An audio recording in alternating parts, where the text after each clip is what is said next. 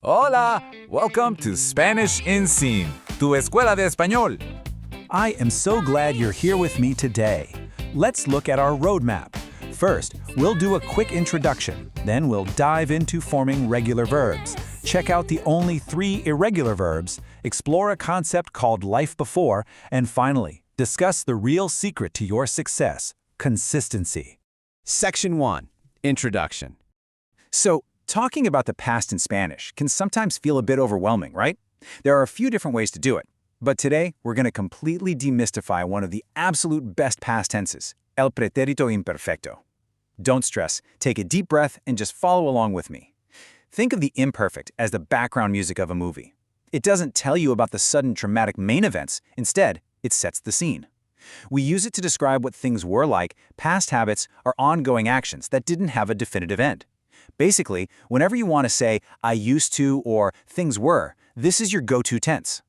Section 2. Forming regular verbs. Okay, now that we know what it does, let's look at how we actually build it. I always tell my students that the imperfect is honestly one of the friendliest, most reliable tenses you will ever learn. It's incredibly logical. You start with your infinitive verb like hablar, comer, or vivir, and you just chop off that final ar, or ir ending. What you're left with is your stem. For AR verbs, you simply add endings that start with ABA, making the sound ABA. And it's even easier for ER and IR verbs because they share the exact same endings. You just add IA with an accent on the I, giving you IA. That's literally it. 2 simple patterns. Let's look at the full conjugations. A quick pro tip here. Notice how the yo form and the el ella usted form are completely identical. Pretty great, right? I'll hand it over to our native speaker to read these beautiful conjugations, nice and slow so you can really catch the rhythm. Cantar, yo cantaba. Tú cantabas. Él, ella, usted cantaba. Nosotros o nosotras cantábamos. Vosotros o vosotras cantabais. Ellos, ellas, ustedes cantaban. Comer. Yo comía. Tú comías. Él, ella, usted comía. Nosotros comíamos. Vosotros comíais. Ellos comían. Vivir. Yo vivía. Tú vivías. Él vivía. Nosotros vivíamos. Vosotros vivíais. Ellos vivían. Section 3. The 3 irregular verbs. You are doing wonderfully. Now usually, past tenses come with a huge list of irregular verbs to memorize, don't they? Well, I have fantastic news.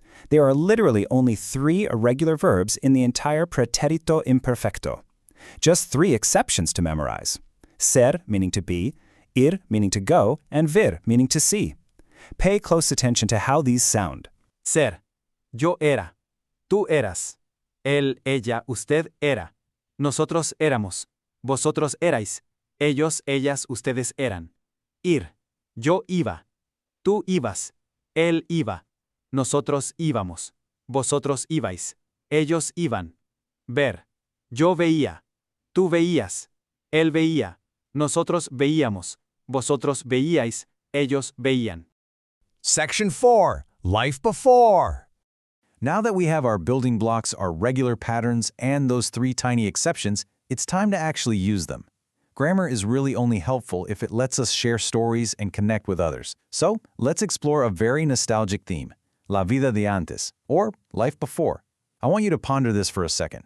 How did people live before? Think about your grandparents or even your own childhood. When we talk about how things used to be, the routines people had, we naturally rely on the imperfect tense. It is absolutely the tense of storytelling.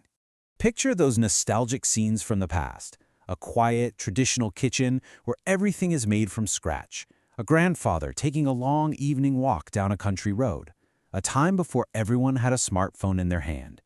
These memories perfectly capture ongoing states or past habits. Let's look at some specific real-world examples of how to say these things in Spanish. La gente solía usar remedios naturales para la tos. What's really interesting here is the verb solía. It comes from soler, which means to usually do something. When you put it in the imperfect tense, solía, it translates perfectly to used to.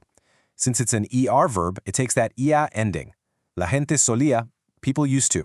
Mi abuelo caminaba 10 kilómetros cada mañana. Here's a classic example of a past habit, because he did it cada mañana, every morning. It wasn't just a one-off event, it was a routine. So we take the regular AR verb, caminar, drop the AR, and add the ending for el, which is aba, caminaba. My grandfather walked, or used to walk. Antes, las familias cocinaban siempre en casa. Notice the word siempre here, meaning always. Words like siempre, antes, or a menudo are amazing trigger words for the imperfect tense because they naturally imply repetition. For the subject, las familias, which is they, we use the aban ending on the verb cocinar. Cocinaban. They always cooked at home. Cuando era pequeña, no existían los teléfonos móviles. I love this final example because it combines two things we learned today. First, cuando era pequeña, when I was little. Era is from our irregular verb ser, setting a state in the past. Then we have no existían from the regular IR verb existir. It's describing an ongoing reality back then. Mobile phones simply didn't exist. Section 5. Consistency. You've done an amazing job grasping these rules today, but understanding the grammar is really just the starting line. The magic happens when you apply it. I want to remind you that the true secret to speaking better Spanish is consistency. You don't need to study for hours on end to see results. Just practice a little bit every single day. That focused, joyful learning builds incredible momentum. And to help you stay motivated, make sure to follow the channel Spanish in Scene. We release helpful explainers just like this one every week to keep you moving forward on your language journey. Before we go, I have a quick challenge for you so you can put this into practice right away. Jump down into the comments and answer this question in Spanish using the imperfect tense. ¿Qué hacías cuando eras pequeño? What did you used to do when you were little? I cannot wait to read your stories. Hasta la próxima clase en Spanish in Scene.